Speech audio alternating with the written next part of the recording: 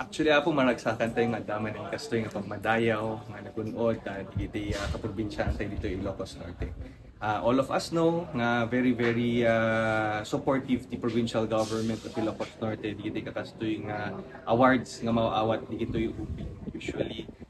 Ket unay damagin tayo ito no namin tiyaga po ken ni Apo Governor Cecil Araneta Marcos nga na gungguna kenyada. Ngem no ti pagsasaritaan tayo ket digiti awards, financial awards nga maaawat digito yung estudyante adda deta ijay integrated scholarship program kayo di probinsya nga Ilocos Norte. Ako lang ang masigurado about 3,000 pesos sa no na ti adda jay wen no. So no naman ti amount ng adda jay ordinance sa apo di maawat da and at the same time tinalipatan tayo tatay session in bagate kumaun other matters pa ikiti. Hindi pinakagunod ito yung pamadayaw. Tapos at least it formed part of the records of the Sangguniang Panlalawigan and a resolution of commendation could have been given to them. But anyway, mabalin met deta nga maited ito no or matapel to no sumaron nga session tapos non maited tayo met lain dito nga resolution of commendation.